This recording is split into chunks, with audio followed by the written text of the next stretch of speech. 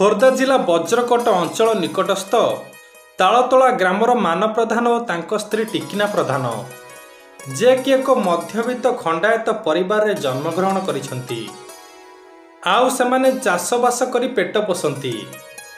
ସେମାନଙ୍କ ଜୀବନରେ ଏମିତି ଏକ ଚମତ୍କାର ଘଟିଯାଇଛି, ଯାହା 15 ବର୍ଷ ହେଲା ପରେ ମଧ୍ୟ ଏବେ ବି ଜୀବିତ ରହିଛି। 2009 ମସିହାର କଥା। ଆଜିକୁ ପ୍ରାୟ ପାଖାପାଖି 15 ବର୍ଷ ହୋଇଗଲାଣି, କିନ୍ତୁ ଏବେ ବି ସେ ଲୋମ ଟାଙ୍କୁରା ଅନୁଭୂତି ଶୁଣିଲେ ଆଖିରୁ ଧାର ଧାର ଲୁହ ଝରିଆସେ। ହଁ ବନ୍ଧୁମାନେ, ଆପଣମାନେ ମହାପ୍ରଭୁଙ୍କ ଭକ୍ତ ହୋଇନଥିଲେ ଏ ଭିଡ଼ିଓଟିକୁ ଏ ପର୍ଯ୍ୟନ୍ତ ଦେଖିନଥାନ୍ତେ। ଯଦି ଏ ଭିଡ଼ିଓଟି ଦେଖୁଛନ୍ତି, ତେବେ ଦୟାକରି ମହାପ୍ରଭୁଙ୍କ ଅନୁଭୂତିଟିକୁ ଶେଷ ପର୍ଯ୍ୟନ୍ତ ଦେଖନ୍ତୁ।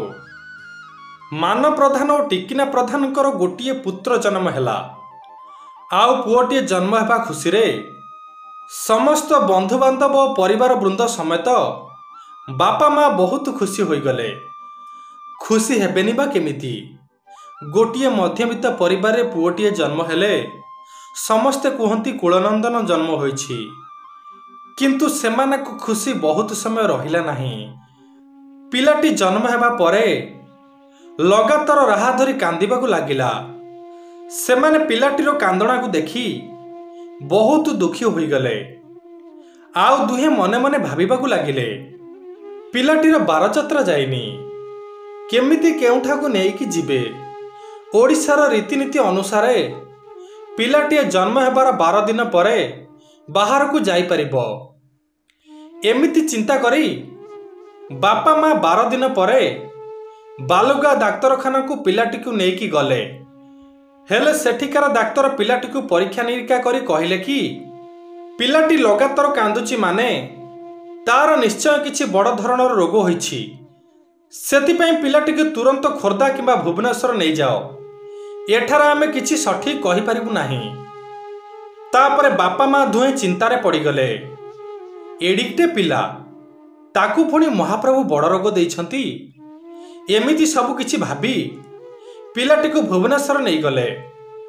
ଭୁବନେଶ୍ୱର ଡାକ୍ତର ପୁଣି ପରୀକ୍ଷା ନିରୀକ୍ଷା କରି କହିଲେ କି ଏ ପିଲାଟିକୁ ତୁରନ୍ତ କଟକ ଶିଶୁ ଭବନ ନେଇଯାଅ।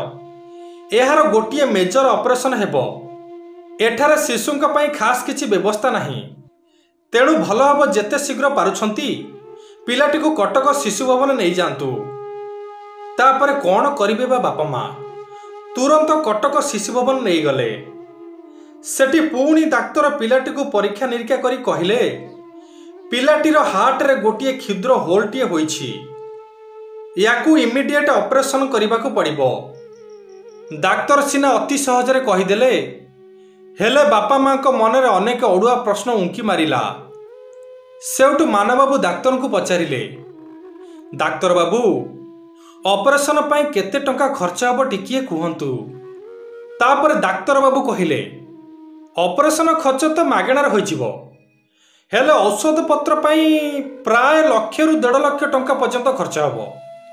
ଡାକ୍ତରଙ୍କ ଠାରୁ ଏମିତି ଶୁଣି ବାପା ମା ଦୁଇ ଜଣ ପୁଣି ଦ୍ୱନ୍ଦ୍ୱରେ ପଡ଼ିଗଲେ। 1.5 ଲକ୍ଷ ଟଙ୍କା ପୁଣି 2009 ମସିହାରେ? ଏହା ଏକ ସ୍ୱାଭାବିକ କଥା। ଗୋଟିଏ କ୍ଷୁଦ୍ର ଚାଷୀ ପାଖରେ ଏତେ ଟଙ୍କା ଯୋଗାଡ଼ କରିବା ସେ ସମୟରେ ସମ୍ଭବପର ନଥିଲା। ଏମିତି ବାପା ମା ଅନେକ କଥା ଚିନ୍ତା କରି ପିଲାଟିକୁ ନେଇ ମେଡ଼ିକାଲରୁ ଫେରିବା ପାଇଁ ଚିନ୍ତା କଲେ। କାହିଁକି ନା ତାଙ୍କ ପାଖରେ ଏତେ ପଇସା ତ ନାହିଁ। ଆଉ 1.5 ଲକ୍ଷ ଟଙ୍କା ଗୋଟିଏ ଦିନ ଭିତରେ ସେ ତ ଯୋଗାଡ଼ କରିପାରିବେନି। ସେଥିପାଇଁ ସିଏ ଭାବିଲେ କି ମେଡ଼ିକାଲରୁ ଏବେ ପଳେଇ ଯିବାଟା ଭଲ। ହେଲେ ସେତେବେଳକୁ ସନ୍ଧ୍ୟା ହୋଇଗଲାଣି, କେମିତି ବା ଏତେ ଦୂର ଯିବେ? ଏମିତି ଭାବୁ ଭାବୁ ଟିକିନାଙ୍କର ମନେ ପଡ଼ିଲା କି ତାଙ୍କର ଜଣେ ସମ୍ପର୍କୀୟଙ୍କ ଘର କଟକରେ। ସେଉଠୁ ସେମାନେ ତାଙ୍କ ଘରକୁ ପଳେଇଲେ। ସେଠାରେ ଅସମୟରେ ପହଞ୍ଚି ସବୁ ଦୁଃଖ ପ୍ରତିମା ନାମକ ଜଣେ ସମ୍ପର୍କୀୟକୁ ଜଣାଇଲେ। ତାପରେ ପ୍ରତିମା ମ୍ୟାଡ଼ାମ କହିଲେ, ହଉ ଆଜି ରାତିଟା ଆମ ଘରେ ରହିଯାଅ, ମୁଁ କିଛି ଗୋଟେ ବ୍ୟବସ୍ଥା କରୁଛି। ତମେ ଜମା କାନ୍ଦନି, ତମେ ଜମା ବ୍ୟସ୍ତ ହୁଅନି।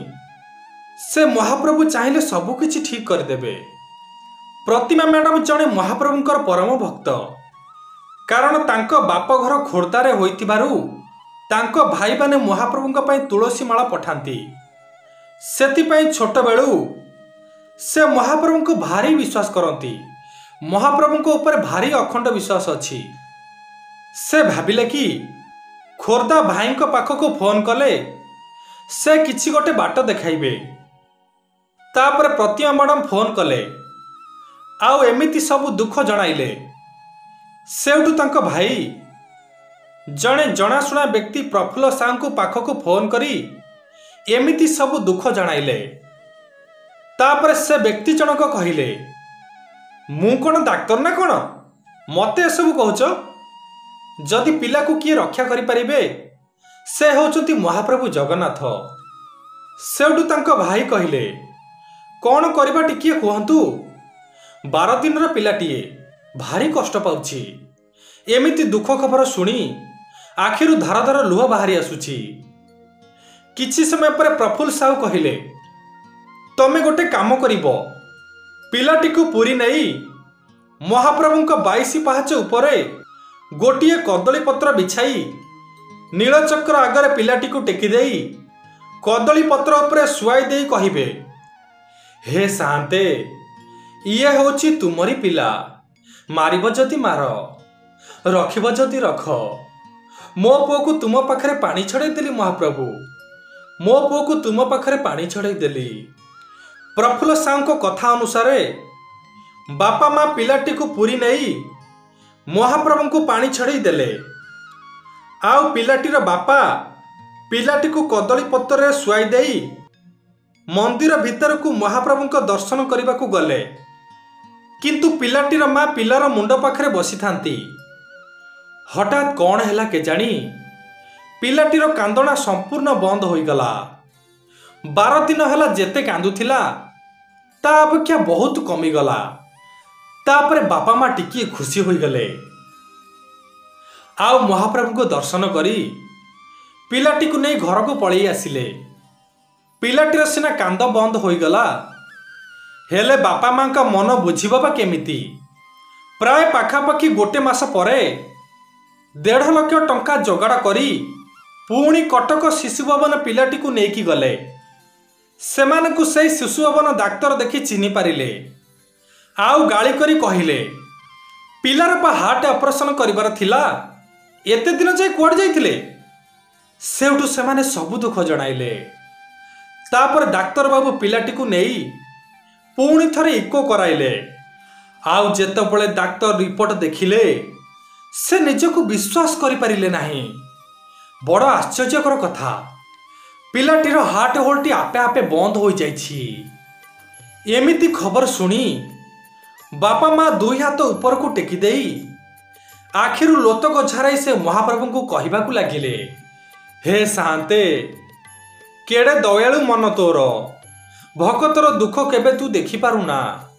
तू आज प्रमाण करदेलु महाप्रभु तू आज प्रमाण करदेलु। तते कोटि कोटि प्रणाम तते कोटि कोटि दंडवत। हाँ बधु माने मु कौन कहबी से महाप्रभु को विषय रे। तांकर आदि नहीं कि अंत भी नहीं। से आकार से निराकार से परम ब्रह्म से ही कोटि ओडियार मौड़मणि। बंधु माने कोटि ओडिया को भारी भल पाती महाप्रभु जगन्नाथ। तांको सुखरे दुखरे भागी हुअंती। सेइथिपाई परा से पुरी रे अवतार नेइछंती। सतरे से होचंती कथा कुआ ठाकुर। भगतटीए विपद रे पड़ी थरुटीए डाकिदेले से पाटिरु कथा न सरुणु पहुंची जाती।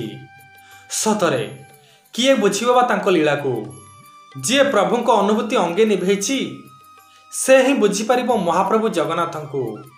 हाँ बंधु माने मु ए सत अनुभूतिटीए कहूछि। एपाटे मोर सारा देहरे जगन्नाथ कृपा खेली जाउछि। जदि भक्तटीए महाप्रभु को कथा शुणी जदि भक्तटीए महाप्रभु को कथा कही आखिर 2 ठोपा लुह न आसे तेबे तार जीवन वृथा हो जाए।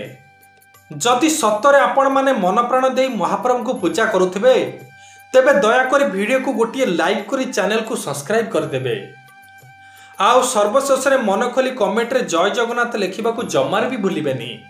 जय जगन्नाथ जय जगन्नाथ जय जगन्नाथ।